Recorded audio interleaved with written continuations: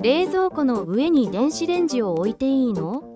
実は OK。ただし2つの注意点があります。構造上は問題ありませんが、熱と重量に注意が必要です。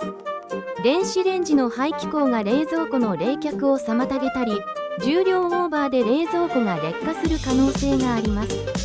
特に背の高い冷蔵庫に重いレンジを乗せると、振動や揺れで転落の危険も。滑り止めマットを敷く、隙間を確保するなどの対策が推奨されます。置けるけど置きっぱなしは NG。